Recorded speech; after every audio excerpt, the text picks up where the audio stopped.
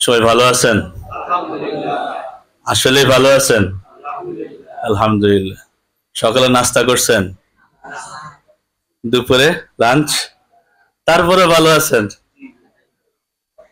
তো মুসলমানদের শক্তি কোন জায়গায়? ওই যে আলহামদুলিল্লাহ। সকালে খাই নাই, তাও কি আলহামদুলিল্লাহ। দুপুরেও লাঞ্চ করি নাই, তাও আলহামদুলিল্লাহ। আসে শক্তি কার কাছ থেকে? আল্লাহ পাকের পক্ষ থেকে। আলহামদুলিল্লাহ। যার জীবনে এই ওজিফা এটা যত বেশি, তার জীবনে সুখ তত বেশি, তার জীবনে শান্তি তত বেশি।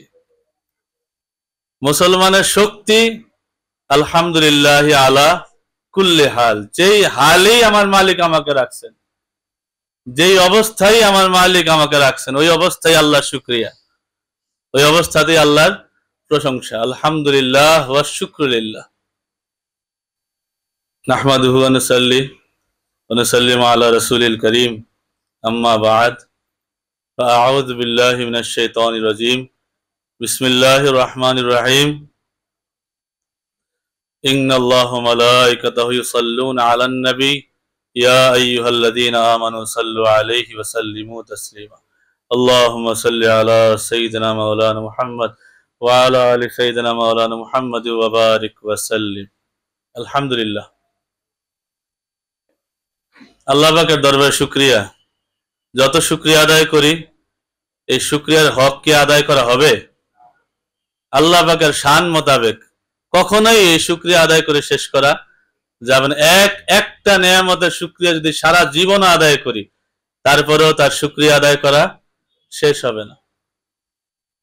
আজকের যেই সময়টা আমরা একত্রিত হয়েছে, আর যেই বিষয়টা আমার সামনে, যে বদরের যুদ্ধের শিক্ষা ও মুসলিমদের জন্য জিহাদের প্রকৃত অর্থ নিয়ে আলোচনার বিষয়।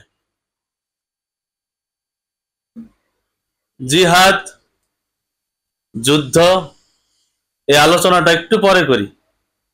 এর আগে একটা জিনিস, যে আমরা এই দুনিয়াতে কিসের জন্য আসছি? বাঁচতে আসছি না মরতে আসছি? হ্যাঁ, এই দুনিয়াতে কিসের জন্য আসছি আমরা? কেউ কোটিপতি হইলে সে কি কোটি টাকা দিয়া আর 1 মিনিট বাড়াইতে পারবে? পারতে পারবে না।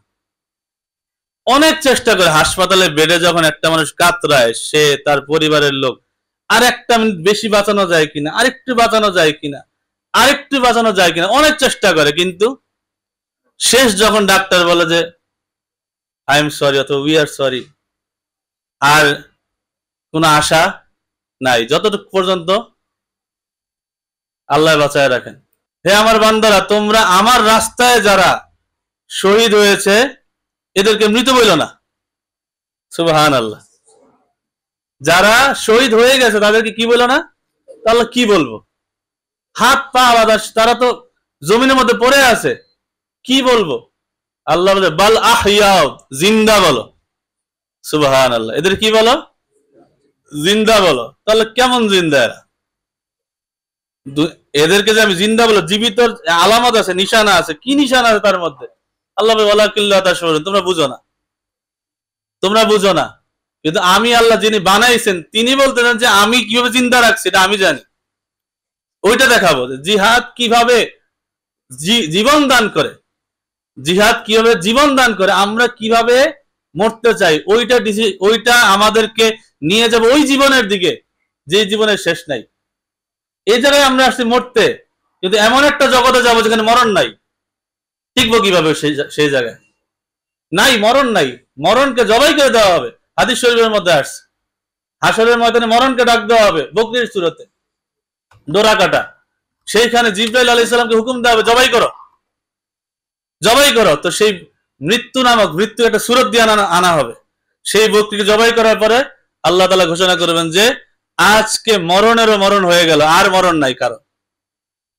যে জাহান্নামে যাবে চিরকাল জাহান্নামে জীবিতই থাকবে, মরণ কারো আসবে না। যে জান্নাতে যাবে চিরকাল জান্নাতেই জীবিত থাকবে, মরণ কারো আসবে না। আমরা এখানে যেভাবে মরবো সেইখানে তেমন উত্তম রূপে আমরা জীবন পাবো। জীবিত থাকবো। এইখানে আমাদের ডিসিশন নিতে হবে যে আমরা কিভাবে মরতে চাই। আমরা অনেক স্বপ্ন দেখি, বড় বড় স্বপ্ন দেখি না, অনেক বড় স্বপ্ন দেখি যে এটা করবো সেটা করবো, কিন্তু মরার আগে ওই সিদ্ধান্ত কি আমরা কিভাবে মরতে চাই, কোথায় মরতে চাই, কিভাবে মরতে চাই, কোন স্বপ্ন পূরণ করে মরতে চাই। আমি 100,000 কোটি টাকার মালিক, মরণ তারপরও আসবে। আমি রাস্তার ফকির, মরণ আমারও আসবে, মরণ তো আসবে। এখন শহীদদেরকে মরা বলে বলা যাবে না, সূরা বাকারার মধ্যে আসছে। সূরা আলে ইমরানের মধ্যে আবার বলতেছে যে আচ্ছা ঠিক আছে, শহীদ যারা তাদেরকে তো মরা বলা যাবে না, তবে কি মনে মনে ধারণা করা যায়? মনে মনে তো বলতে পারি, মনে মন তো খোলা। কিন্তু আল্লাহ পাক সূরা আলে ইমরানে বলতেছে ওয়ালা তাহসাবান্নাল্লাযিনা কুতিলু ফি সাবিলিল্লাহি আমওয়াত, আল্লাহর রাস্তায় যারা শহীদ হয়ে গেছে এদেরকে মৃত বলে ধারণাও করো না। মানে মুখ দিয়ে তো বলবা না, মনে মনেও কি করো না, ধারণা করো না। এই যে মরা, মৃত, এটা মনে মনে ধারণা করো না। তাহলে আল্লাহ কি করবো? বল আহিয়া, বরং তাদেরকে জীবিত মনে করো। এরা জীবিত, কারণ যার জান গেছে আল্লাহর রাস্তায়, এই জানটা কি জীবিত। মরা খাওয়া আমাদের জন্য হারাম। একটু খেয়াল করি আমরা, মরা খাওয়া কি? হ্যাঁ, হারাম আলাইকুমুল মাইতাতা ওয়াদ-দামা, আল্লাহ তাআলা তোমাদের জন্য মরাকে কি করছে? মৃত জিনিসকে খাওয়া হারাম করে দিছে। তো আমরা কোন জিন্দা পশু খাই? বলি না একদম, নাকি আমরা মেরে তারপরে খাই?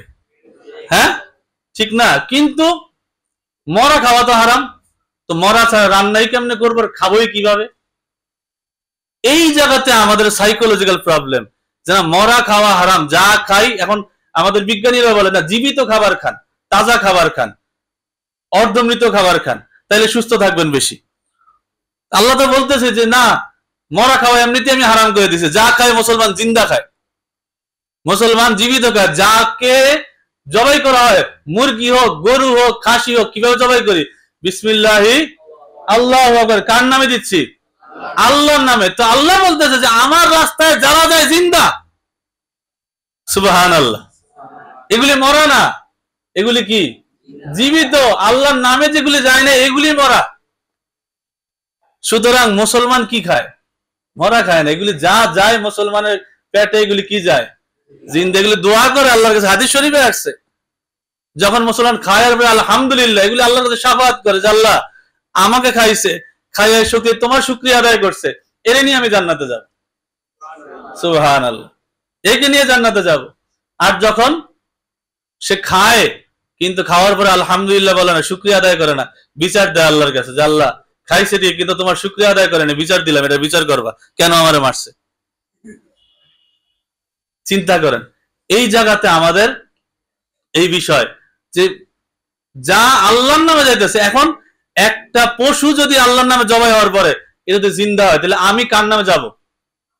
আমার জীবনটা কার নামে যাওয়া উচিত?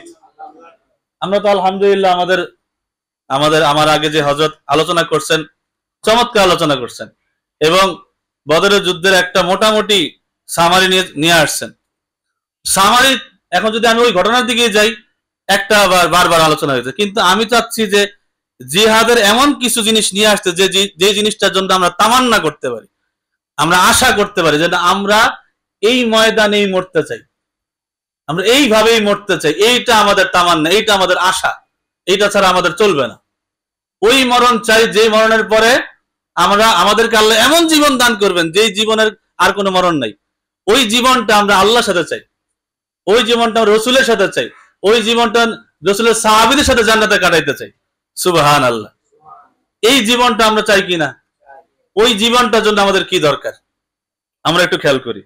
আপনাদের এইটা এখন আছে, আমার আছে, আলহামদুলিল্লাহ, অনেক বড় বিষয়।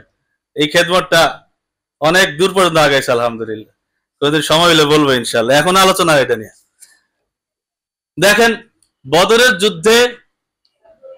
যুদ্ধে যারা যারা জীবন দিছেন, যাদেরকে আমরা দুনিয়ায় যে হুজুর বলে গেছেন বস্তুবাদী বলে মৃত, কিন্তু ইমানদার যারা, তারা বলবে জিন্দা।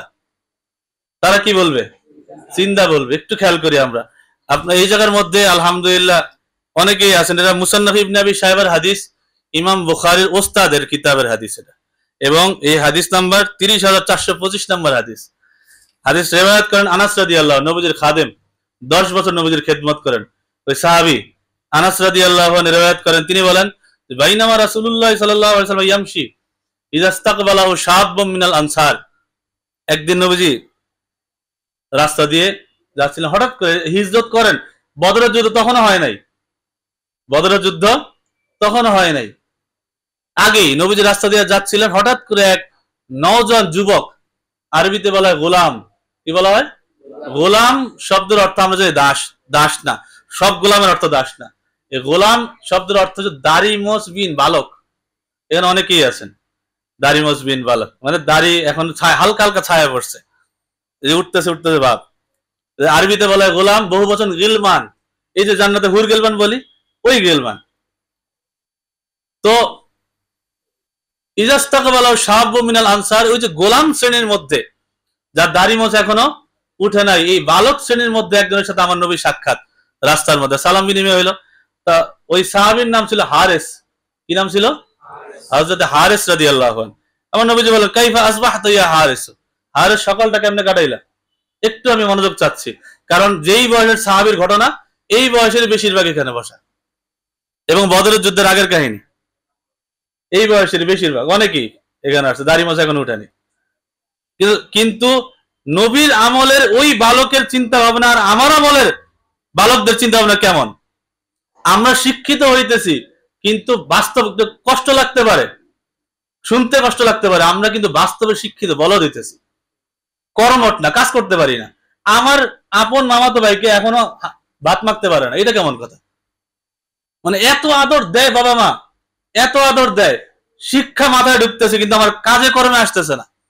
কম্পিউটার চালাইতে পারি ঠিকই, গেমস খেলতে পারি ঠিকই সব, কিন্তু কাজে কর্মে কিচ্ছু নাই। মানে আমাদের জীবন অকেজো একটা জীবন, ভুঁড়ি বাড়তেছে ঠিকই, ঠিক আছে, কিন্তু আমাদের মানসিক দৈহিক কোনো উন্নতি নাই। তো সাইকোলজিক্যাল চিন্তা ভাবনা কিরকম আমার নবীর জামানার ওই বালকদের, বদরের যুদ্ধ তখন হয় নাই গিয়ে। তো নবীজি বলতেছে যে হারেস সকালটা কেমন হইলো তোমার? তো কলা হারেস রাদিয়াল্লাহু বলে আসবাহতু মুমিনান হাক্কা ইয়া রাসূলুল্লাহ, হে আল্লাহর রাসূল, প্রকৃত মুমিনের সকালটা যেমন হয় আমার সকালটা তেমন হয়েছে। সুবহানাল্লাহ, চিন্তা ভাবনা দেখেন, প্রকৃত মুমিনের সকালটা যেমন হয় আমার সকালটা তেমন হয়েছে। নবীজি বলেন উনজুর মা তাকুল, একটু চিন্তা করো তুমি কি বলতেছো। ফা ইন্না লিকুল্লি শাইইন হাকিকাতুন ফামা হাকিকাতু ঈমানিক, প্রত্যেকটা জিনিসের একটা হাকিকত, প্রকৃত অবস্থা আছে। তোমার ইমানের হাকিকত কি? তুমি যে বললা এই বালক বয়সে যে প্রকৃত মুমিনের মতো সকাল করছো, এটা কিন্তু বড় বড় সাহাবীর ঘটনা না, আবু বকর সিদ্দিক, উমর ফারুক, ওসমান গনি, মাওলা আলী রাদিয়াল্লাহু ওনাদের ঘটনা না, এটা ঘটনা কার? একজন বালক বয়সের সাহাবী ছোট হারেস রাদিয়াল্লাহু ঘটনা। উনি বলতেছেন যে ইয়া রাসূলুল্লাহ আযাফতু নাফসি আনিদ দুনিয়া ফাআসহারতু লাইলি ওয়া আজমাতু নাহারি। ইয়া রাসূলুল্লাহ, আমার ইমানের হাকিকত হলো আমার অন্তর থেকে দুনিয়ার মহব্বতকে আমি ঝেড়ে ফেলে দিছি। সুবহানাল্লাহ, বালক বয়স, একটু খেয়াল করেন, আমরা দুনিয়াকে কত মহব্বত করি, দুনিয়াকে আমরা কতটুকু ভালোবাসি, আর নবীর সাহাবী, বালক বয়সের সাহাবী বলতেছে যে আমার অন্তর থেকে আমি দুনিয়ার মহব্বত ঝেড়ে ফেলে দিছি। এই অবস্থায় আমি রাত নামাজের মধ্যে কাটাই, দিন রোজাতে কাটাই। আমল কয়টা? 3টা। আমল কয়টা? আমার অন্তর থেকে দুনিয়ার মহব্বতকে আমি ঝেড়ে ফেলে দিছি। এই অবস্থায় আমি রাত্রে নামাজের মধ্যে কাটাই, দিনের বেলায় রোজা অবস্থায় কাটে। আলহামদুলিল্লাহ, এই যে মাসটা চলতেছে, রাতটা কিন্তু নামাজে কাটে, দিনটা কিন্তু রোজায় কাটে, শুধুমাত্র দুনিয়ার ভালোবাসাকে অন্তর থেকে ফালানোর বাকি। 3টা আমল ওই নবীর বালক সাহাবী হারেস রাদিয়াল্লাহু আনহু। তো আমার নবীজি বলে ফামান নাতিজা, এ হারেস তুমি কি পাইলা, তুমি এই 3টা আমল করে কি পাইলা? কলা হারেস রাদিয়াল্লাহু বলেন বালক সাহাবী, এবং আল্লাহ পাক ওনাকে কেমন ক্ষমতা দিয়েছেন, এটা কিন্তু মুসান্নাফ ইবনে আবি শাইবার আর ইমাম বুখারীর ওস্তাদের কিতাবের হাদিস। উনি বলতেছে যে কান্নি আনজুর ইলা আরশি রাব্বি বারাজা ইয়া রাসূলুল্লাহ, আমি যেন আল্লাহর আরশকে খোলা চোখে দেখতেছি। ক্ষমতা কে দিবেন? আল্লাহ। ক্ষমতা কে দিছে? আমল কয়টা? 3টা। দুনিয়ার মহব্বত সিনায় নাই, দিনের বেলায় রোজায় কাটাই, রাতের বেলায় নামাজে কাটাই। কান্নি আনজুর ইলা আরশি রাব্বি বারাজা ইয়া রাসূলুল্লাহ, আমি যেন আল্লাহর আরশকে খোলা চোখে দেখতেছি। আমার অবস্থা এমন, সবাই কি দেখে না দেখে, কিন্তু আমি দেখতেছি। সুবহানাল্লাহ। কান্নি আনজুরু ইলা আহলিল জান্নাতি ইয়াতাজাওয়ারুনা ফিহা ওয়া কান্নি আনজুরু ইলা আহলিন নারি ইউআযযিবুনা ফিহা। আমি জান্নাতবাসীকেও দেখতেছি যে কিভাবে এরা জান্নাতের বাগানে ঘুরতেছে। সুবহানাল্লাহ। আর আমি জাহান্নামীদেরকেও দেখতেছি কিভাবে জাহান্নামে আযাব পাইতেছে। সব দেখতেছি আমি। আমার নবীজি তখন বলেন যে আরাফতা ফালজিম সালাসান, আমার নবী 3 বার বলেন যে এটা আল্লাহর গোপন রহস্য ভান্ডার, আল্লাহ দয়া করে দেন আল্লাহর খাস বান্দাকে। আরাফতা ফালজিম, তোমার ঠোঁটকে তুমি কামড়ে ধরো, এটা কাউরে বইলো না। এগুলি বলার জিনিস দুনিয়া না, দুনিয়াতে গোপন রাখার জিনিস এগুলি। আরাফতা ফালজিম, তুমি আরেফ হয়ে গেছো, পরিচয় পেয়ে ফেলেছো, এখন মুখ বন্ধ, চুপ। ফালজিম, এখন চুপ থাকো, এখন এগুলি বইলো না। সুবহানাল্লাহ। খেয়াল করেন, এটা নবীজির ঘটনা না, আল্লাহ তাআলা নবীজির বালক বয়সের সাহাবীকে ওই 3টা আমাদের বরকতে কি দিয়েছেন। যখন এই কথা বলছেন, ফাকালা হারিস রাদিয়াল্লাহু বলেন, ইয়া রাসূলুল্লাহ উদুল্লাহ বিশ শাহাদা, আমার জন্য শাহাদাতের দোয়া করেন। বদরের যুদ্ধ তখন হয়নি। ওই হারিস রাদিয়াল্লাহু, রিওয়ায়াত করেছেন আনাস রাদিয়াল্লাহু।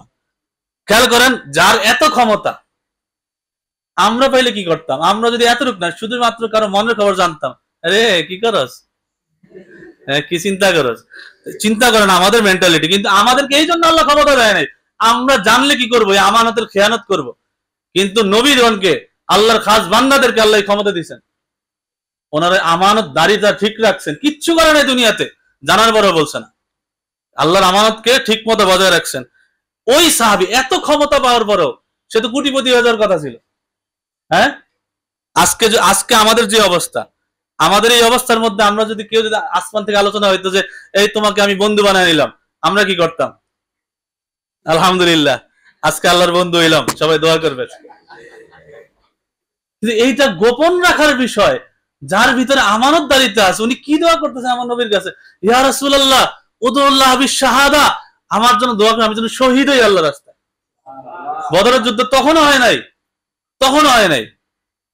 তারপর ফাদাআলাহু রাসূলুল্লাহ সাল্লাল্লাহু আলাইহি ওয়াসাল্লাম, নবীজি হাত তুলে দোয়া করেন তার জন্য, ইয়া আল্লাহ আমার এই হারেসকে তুমি শহীদদের কাতারে কবুল করো। এটা গেল ইমাম বুখারীর ওস্তাদের কিতাবের হাদিস, ইমাম বুখারী শরীফ কিতাবুল মাগাজির হাদিস। এই হাদিসটা আনাস রাদিয়াল্লাহু উনি রিওয়ায়াত করেছেন, যিনি আগেরটা রিওয়ায়াত করেছেন, মাত্র যেটা বললাম।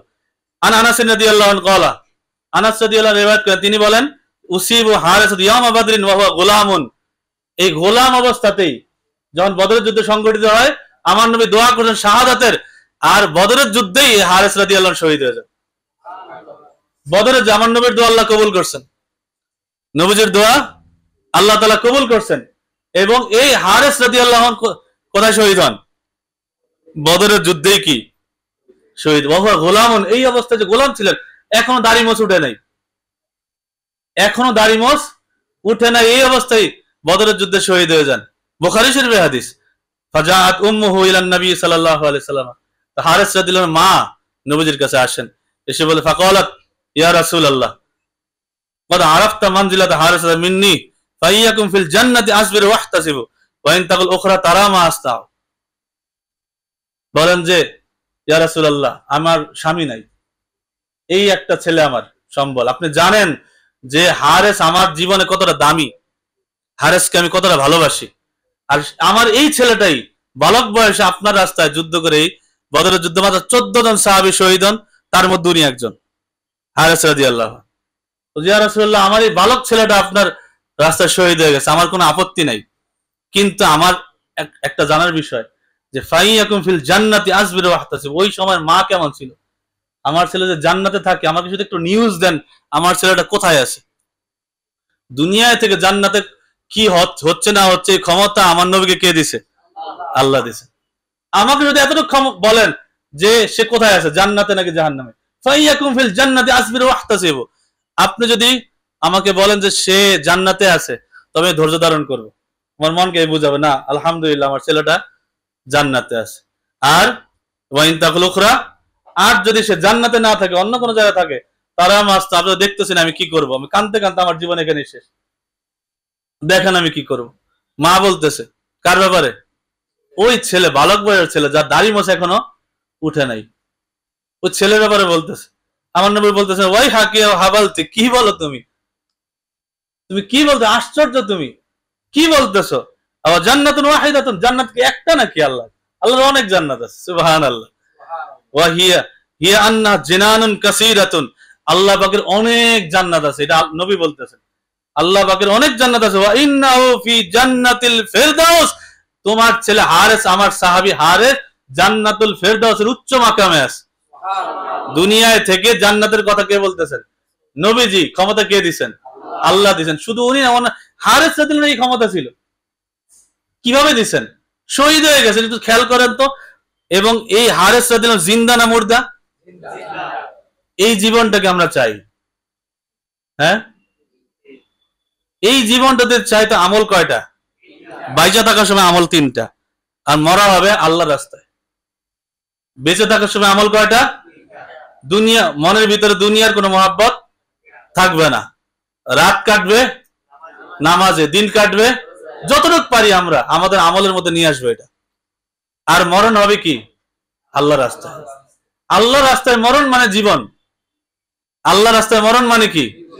কেমন জীবন? যেই জীবনের আর কোনো মরণ নাই, যে জীবনের আর কোনো মরণ নাই, এমন জীবন পেতে হলে জিহাদের বিকল্প কিচ্ছু নাই। জিহাদের, এটা হলো বদরে একজন সাহাবীর ঘটনা, তাও বালক বয়সের। কোন বয়সের? বালক বয়সের সাহাবী। নবীজি ইন্তেকাল করেন 10 হিজরি পর 11 হিজরিতে, রবিউল আউয়াল। তার প্রায় 86 হিজরি নবীজি পর্দা করেন, ইন্তেকাল করেন 11 হিজরি। আর এই ঘটনা কত? 86 হিজরি। ওয়ালিদ বিন আব্দুল মালিক তখন মদিনায়, তখন তার হাতে দায়িত্ব। এটাও বুখারী শরীফের হাদিস। এটা বদরি সাহাবী আরেকজনের কাহিনী, আরেকজন বদরি সাহাবীর কাহিনী। অর্থাৎ যেই সাহাবীরা এই বদরের যুদ্ধে জীবন দিয়ে দিছে, আল্লাহ তাআলা বলতেন যে যারা শহীদ হয়ে গেছে এরা জিন্দা, এদের মরা বলবা না, মরা ধারণাও করবা না। তো সুতরাং কেমন জীবন আমাদের দরকার, আর ওই জীবনটার জন্য দুনিয়াতে কোন রাস্তায় চলা দরকার, কোন রাস্তায় চলা দরকার, সেইটা আমাদের ডিসিশন নিতে হবে। বুখারী শরীফ কিতাবুল জানায়েজের মধ্যে আসছে 1341 নম্বর হাদিস, বাবু মা জা ফি কবরিন নবী সাল্লাল্লাহু আলাইহি ওয়া আবি বকর ওয়া ওমর রাদিয়াল্লাহু আনহু, এই অধ্যায়ের হাদিস। হিশাম বিন উরওয়া রাদিয়াল্লাহু আনহু এই হাদিস riwayat করেন। তিনি বলেন, লাম্মা সাকাতা আলাইহিমুল হায়াত ফি জামানি ওয়ালিদ ইবনে আব্দুল মালিক আখাযু ফি বিনাইহি। 86 হিজরি ঘটনা। ওয়ালিদ বিন আব্দুল মালিক তখন কি করতেছেন? মদিনা মসজিদ নববীর সংস্কারে হাত দিছেন। তো মসজিদ নববীর সাথেই তো নবীজির রওজা শরীফ, একসাথে 3 জন শোয়া, 3 বন্ধু, আমার নবীজি, আবু বকর সিদ্দিক রাদিয়াল্লাহু, ওমর রাদিয়াল্লাহু, 3 জন একসাথে শোয়া। তো মসজিদ নববীর সংস্কারের সময়, বুখারী শরীফের হাদিস, সাকাতাল হায়াতু, এটা দেয়াল ধসে পড়ে। বুখারী শরীফ সরাসরি হাদিস, কোনো ব্যাখ্যা গ্রন্থ না, সরাসরি হাদিস। দেয়ালটা ধসে পড়ে। ফাবাদাত লাম কদমুন, হঠাৎ করে যখন দেয়াল ধসে পড়ে একটা কদম বের হয়ে আসে। কার এটা? 3 জনের একজন তো হবে, সুবহানাল্লাহ। এখন সবাই চিন্তা শুরু করলো যে আরে দেয়াল ধসে গেল, কার জানি রওজা থেকে কদম বের হয়ে আসলো, কার এটা? কার পা? কার কদম? ফাফাজিউ ওয়া যান্নু আন্না কদমুন নবী সাল্লাল্লাহু আলাইহি সাল্লাম। এত বছর পরে কোথায় নবীজি পর্দা করছেন, আর কোথায় আজকে 86 হিজরি, প্রায় কয় বছর পরে ঘটনা এটা? 74 বছর, 74 বছর পরে ঘটনা। সবাই চিন্তা করলো, ভয় পেয়ে গেল, আরে কার জানি পা বের হয়ে গেছে। দেখেন পা বের হয়ে গেছে, সবাই তো জানে 3 জন একজন তো হবেই, 3 জনের জায়গায় শোয়া। তো সবাই ভয় পেয়ে গেল এবং জন্য ধারণা শুরু করলো আন্না কদমুন নবী সাল্লাল্লাহু আলাইহি ওয়াসাল্লাম, হয়তো এটা নবীজির কদম মোবারক। যেহেতু নবীজি বলে গেছেন যে নবীদের শরীর খাওয়াকে আল্লাহ জমিনের জন্য কি করে দিয়েছেন? হারাম করে দিয়েছেন। সবাই মনে করছে এটা হয়তো বা নবীজির কদম মোবারক, বুখারী শরীফের হাদিস। কিন্তু ফামা ওয়াজাদু আহাদান ইয়ালামু যালিকা, সবাই খুঁজে একটু দেখো তো, একটু দেখো তো কার কদম, কার কদম, একটু মানে একদম কনফার্ম হয়ে বলে এটা কার কদম। কিন্তু কেউ একজনও পাইতেছে না। যে ওই সব সাহাবীরা তখন বুজুর্গ হয়েছেন, এক দেশ থেকে আরেক দেশে হিজরত করে চলে গেছেন। ওখানে খুব কম সংখ্যক সাহাবীরা ছিলেন, কারণ এর আগে অনেক ধরনের করুণ ঘটনা আরব এবং মদিনার উপর দিয়ে গেছে। কারবালাতে এর আগেই গেছে, 86 হিজরির ঘটনা। বলতেছে ফামা ওয়াজাদু আহাদান ইয়ালামু যালিকা, এই কদম মোবারক কার এক্স্যাক্টলি বলতে পারতেছে না কার এটা। হাত্তা কলাম উরওয়া, নবীর এক সাহাবী উরওয়া রাদিয়াল্লাহু আনহু এসে বলতেছে না লা ওয়াল্লাহি, না না না, আল্লাহর কসম করে আমি বলতেছি, মা হিয়া কদমুন নবী সাল্লাল্লাহু আলাইহি ওয়াসাল্লাম, নবীর কদম মোবারক না, মা হিয়া ইল্লা কদম ওমর রাদিয়াল্লাহু আনহু, এটা ওমর রাদিয়াল্লাহু কদম মোবারক। উনি আরেকজন বদরি সাহাবী, উনি কি আরেকজন বদরি সাহাবী। আল্লাহ তাআলা বলেন জিন্দা, কেমন জিন্দা, ওমর রাদিয়াল্লাহু আনহুর ইন্তেকাল, ওনার শাহাদাতের উনিও শহীদ হয়েছেন, আবুল ফিরোজ এর আঘাতে উনি শহীদ হন। তো ওমর রাদিয়াল্লাহু আনহু শাহাদাত 63 বছর পর এই ওয়ালিদ বিন আব্দুল মালিক সংস্কার কাজ শুরু করে, 63 বছর পরেও ওনার কদম কি তাজা। ওয়াদাকার আল্লাহর যে এরা মরা না, মরা বইল না, মরা ধারণাও করে না, এরা জিন্দা। সাহাবী যদি অবস্থা হয়, নবীর হাল কেমন হবে? সম্মানটা কার মাধ্যমে আল্লাহ দিচ্ছেন? এই ক্ষমতা কার প্রদত্ত? আল্লাহ প্রদত্ত। তো এই জীবনটা আমরা চাই কি চাই না? সোজা এসে আমাদের মেন বিষয়টা হচ্ছে কি, যে এই যে হাদিসগুলি আমরা দেখতেছি কোরআন এবং হাদিস থেকে, আমাদের মেন বিষয় যে বদরি 2 জন সাহাবীর কথা আমি শুধু বললাম, 2 জন সাহাবী আল্লাহ প্রদত্ত কেমন ক্ষমতাবান, এবং ওনাদের অবস্থা কি বুখারী শরীফ কিভাবে ওনাদের জীবনীটা আলোচনা করছেন। কিন্তু আমরা এখন ডিসিশনের সময় যে আমরা কিভাবে আমাদের জীবনটা কাটাবো। প্রত্যেকটা কুকুরের একটা এরিয়া আছে, আছে না? কুকুর কিন্তু তার এরিয়ার বাইরে চিৎকার করে না, ঘেউ ঘেউ করে না, করে। আমাদের কিন্তু ওই রকম একটা পজিশনে ফেলা দেওয়া হয়েছে, যা ইচ্ছা তা করেন, যার যার এরিয়াতে চিল্লাও। একটু কল্পনা করেন, 17 বছর বয়সে মোহাম্মদ বিন কাসেম, 17 বছর, আমরা বেশিরভাগই 17 প্লাস, যারা ইন্টারে পড়ি, ইন্টার পরীক্ষা দিছে বা দিব, সবাই কি 17 প্লাস। হ্যাঁ, এবং এই জিনিসটা নিয়ে যে 18 প্লাস, 17 প্লাস, 20 প্লাস, এই যে বয়সগুলি আমাদের, আমরা কি অর্জন করলাম? 17 বছর বয়সী মোহাম্মদ বিন কাসেম রাদিয়াল্লাহু আনহু আরব থেকে আইসা সিন্ধু বিজয় করছে, আরব থেকে।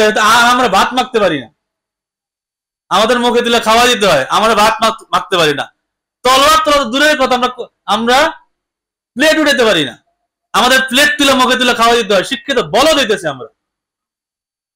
এত তুলো কেন? সন্তানকে একটু কাজ করতে দেন, সন্তানকে একটু মানুষ বানান আগে। 17 বছর বয়সী কোথা থেকে চিঠি গেছে? চিঠি গেছে দেবল থেকে, নাহিদা নামে এক মেয়ে চিঠি পাঠাইছে যে আমি সমস্ত মুসলমানদের পক্ষ দিয়ে চিঠি লিখলাম আরবের শাসনকর্তার নিকট, যে একজনও কি নাই আমাদেরকে রক্ষা করার? এখানে মুসলমানদেরকে আটকে নির্যাতন করা হইতেছে, একজনও কি নাই আমাদের রক্ষা করার? একজনও কি নাই মুসলমানদেরকে আজাদ করার, মুক্ত করার? তো চিঠিটা আল্লাহর হুকুম কি? উমাইয়া সালতানা চলতেছে, আল্লাহর কি হুকুম যে মোহাম্মদ বিন কাসেম রাদিয়াল্লাহু হাতে চলে গেছে। চিঠিটা হাতে যখন গেছেন, চোখে পানি, চিঠি নিয়ে সোজা ওনার শ্বশুর যে ছিল হাজ্জাজ ইবনে ইউসুফ, বড় জালেম ছিল, হাজ্জাজ ইবনে ইউসুফের কাছে যায় যে এই চিঠি আমার কাছে আসছে, এখন সিন্ধু আক্রমণ করতে হবে, সময় নাই। এক বলে তুমি এত অস্থির হলে কেন? আপনি শুধু অনুমতি দেন, বাদ বাকি কাজ আমি করব।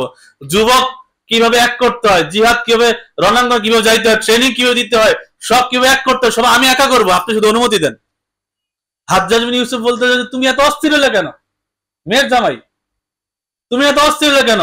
বলে অস্থির না হবো কিভাবে, যার জীবনের প্রতিটা মুহূর্ত কিয়ামত যাইতেছে। ওদিকে মুসলমানরা দেবলের রাজা দাহিরের সেই কারাগারের মধ্যে আটকা, তারা নির্যাতিত নিপীড়িত অবস্থার মধ্যে আছে। এই জায়গার মধ্যে আমি রাত্রে ঘুমায় কাটাবো, এই রাত তো মোহাম্মদ বিন কাসেমের রাত না, এটা তো কিয়ামতের রাত। এইখানে আমার জীবন, আমার হায়াত পড়ে আছে ওই জায়গাতে, ওই সিন্ধুতে। কয়েকজন মুসলমানকে কারাগার থেকে ছুটানোর জন্য আরব থেকে চলে আসছে, বাউন্ডারি কই? আমরা যে উম্মা কিভাবে হয়? এরিয়া ভিত্তিক উম্মা হয়, নেরি কুত্তার স্বভাব। নেরি কুকুর কি তার এরিয়া চিল্লায়, অন্য এরিয়াতে সে যায় না, তার নিজস্ব এরিয়া চিল্লায়। সে অন্য কুকুর আসলে তারে দৌড়ান দেয়, তার এরিয়া থেকে আটকে যায়, সে অন্য এরিয়াতে আর যায় না। আমাদেরকে নেরি কুত্তা বানায় ফেলা হয়েছে, যার এরিয়ার মধ্যে দেওয়া হয়েছে একটা দেশীয় এরিয়া, এলাকা ভিত্তিক এরিয়া, যার এরিয়ার মধ্যে আন্দোলন করো, চিৎকার চেঁচামেচি করো। কি হইতেছে মুসলিম উম্মাহ? কোন দেশ আমাদেরকে আলাদা করতে পারে না, কোন এলাকা আমাদের আলাদা করতে পারে না। মুসলমান নাম নিচে, সেটা আমার ভাই, মুসলমান নাম সেটা আমার বোন, কই আরব থেকে আসছে, সেইখানে কয়েকজন মুসলমানকে বাঁচানোর জন্য পুরো সিন্ধুই জয় করে ফেলছে। পুরো সিন্ধু মুসলমানদের আয়ত্তে তখন চলে আসছে। একটু চিন্তা করেন, ওই সময় 17 বছর বয়সী, 17 বছর দাড়ি মোছ কতটুকু উঠে? আমাদের তো অনেকেই বয়সী আছে, বালকদের কথা বলছে, যে এই বয়সে যারা আছে একটু সাইকোলজি চিন্তা করেন, এই চিন্তাই তো আমাদের মাথায় আসে না। কাজ করবো কোন সময়, জিহাদ করবো কোন সময়? উনি কিন্তু বেশি দিন আর টিকেন নাই। এই ওয়ালিদ বিন আব্দুল মালিকের ভাই সুলাইমান বিন আব্দুল মালিক কিন্তু ওনাকে শহীদ করে দেন সালতানাতের চিন্তায়। চিন্তা করেন, নাউজুবিল্লাহ, নিজে যে আরে আল্লাহ 17 বছর বয়সে সে ওই সিন্ধু জয় করে ফেলছে, সে যদি আবার আরবে আসে, সে যদি চায় আমার বিরুদ্ধে আক্রমণ করতে, তো আমি তো আর সুলতান থাকতে পারবো না। কি করা যায়? তারা মেরে ফেলো। বহু এরকম মুসলমান বীর সিপাহীদেরকে রাজ্যের লোভে হত্যা করা হয়েছে, শহীদ করা হয়েছে। জিন্দাকে একটু বলি, জিন্দাকে আমরা না যারা শহীদ? আর শাহাদাতের জন্য রাস্তা কোনটা? জিহাদ। এখানে দ্বিতীয় কোনো রাস্তা নাই। আমি মরতে যাই কোন জায়গায়, ওটা আমার ডিসিশন। কোন জায়গায় আমি মরতে যাই, কেন মরতে যাই? আমাদের যে এই যে বদরের যুদ্ধের শিক্ষাটা কি? আমি যদি পুরোটা এক জায়গার মধ্যে আনতে চাই, বদরের যুদ্ধে যারা বদরের সাহাবী সবাই জিন্দা, সবাই কি? সবাই জিন্দা।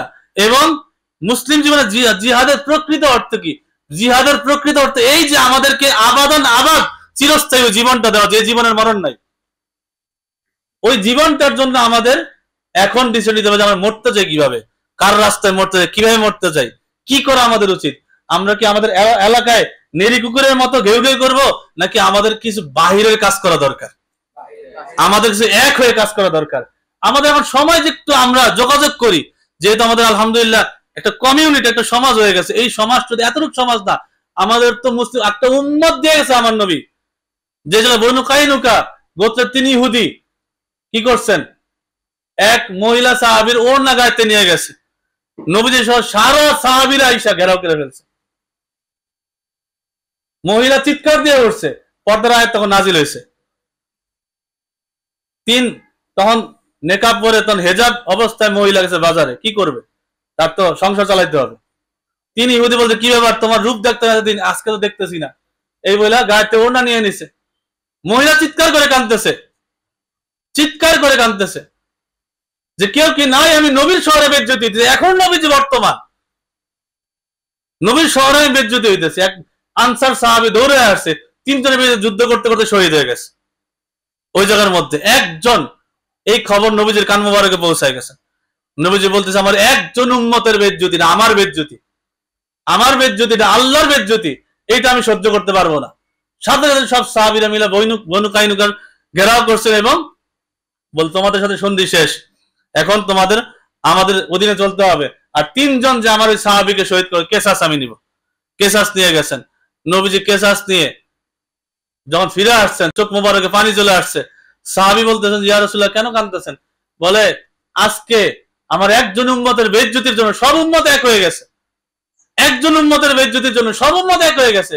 কিন্তু এমন একটা সময় আসবে, অকাতরে শুধু বেজ্জতি না, একের পর এক হত্যা করা হবে আমার উম্মতকে, কিন্তু কারো ভিতর নাড়াও লাগবে না, কারো ভিতরে এই যখন এহসাস অনুভূতি সৃষ্টি হবে। কি করা উচিত এখন, কি করা উচিত এখন, কি হওয়া উচিত এখন?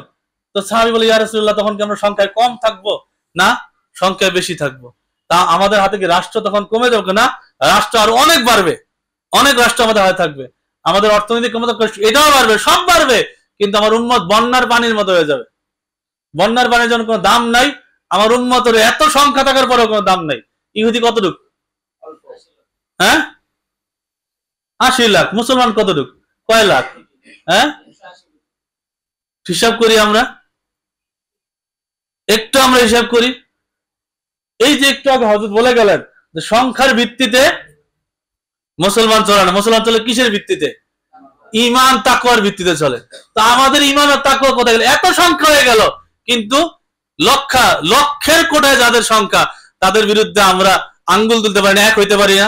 আমরা এই আমাদের যার যার এরিয়ার যার বেরির মধ্যে আমরা দাঁড়া দাঁড়া ঘেউ ঘেউ করতেছি। এখন সময় হয়ে গেছে যে আমাদের এই টুকটাক যেই বিষয়গুলি আছে, এগুলি ভাঙা দরকার। এখন ভাঙা দরকার। কয়েকটা ছোট ছোট বিষয় নিয়ে কেন আমরা একজন একজন দূরে থাকবো? আমাদের নিজস্ব মনের বেরি আগে ভাঙতে হবে, যে না একজন এখন মুসলমান একজন একজনকে বুকে টানার সময়, ভাই আসো, এখন ওই সময় নাই, এখন বিছনা ছাড়ার সময়, ওই ময়দানে যাওয়ার সময়, এমন জায়গায় জান দেওয়ার সময় যে জান দেওয়ার পরে আর মরণ আসবে না, এমন জীবন আল্লাহ দিবেন যে জীবনের পরে আর কোনো মরণ নাই। এই জন্য জিহাদের কোনো বিকল্প নাই। সুতরাং সবার প্রতি একটা উদাত্ত আহ্বান, যেহেতু আমাদের আজান হয়ে গেছে, আমি বলতে পারবো না, 10 মিনিট আছে তো, যেহেতু আমাদের সময় হয়ে গেছে, আমরা একটু অজু করে সুন্নতে পড়বো, যেহেতু রমজান মাসে একটা নফল পড়লো ফরজের সওয়াব 70 গুণ বেশি সওয়াব আল্লাহ পাক দান করে। সুতরাং এগুলি আমাদের লাগবে, আমাদের সব লাগবে, এর সাথে আমাদের ঐক্য লাগবে, আমাদের ঐক্যবদ্ধ কর্ম লাগবে, এবং কিভাবে এই জীবনটাকে আল্লাহর প্রেম রসুলের প্রেম নিয়ে কিভাবে এই জিহাদের ময়দানে নিজের জীবনকে অকাতরে বিলিয়ে দেওয়া লাগবে, ওই ডিসিশন আজকে নিতে হবে। আমরা কিভাবে মরতে চাই, কিভাবে আমরা মরতে চাই, যেই মরার পরে এমন জীবন আল্লাহ দান করবে যে জীবনের আর কি নাই, মরণ নাই। আল্লাহ তাআলা আমাদেরকে বুঝার আমল করার তৌফিক দান করুন, আমাদের সবাইকে এক হওয়ার তৌফিক দান করুন। আর মুসলিম স্টুডেন্টস কমিউনিটির জন্য অন্তর থেকে দোয়া, আল্লাহ তাআলা সবার হায়াতে বরকত দান করুন এবং ময়দানে স্বাগতম। আল্লাহ তাআলা এই ময়দানের মুজাহিদ হিসেবে আমাদের সবারকে কবুল করুন, এই জায়গাতে মরার তৌফিক দান করুন। আমিন। ওয়া আলাইহিল বালাগ। আসসালামু আলাইকুম ওয়া রাহমাতুল্লাহ।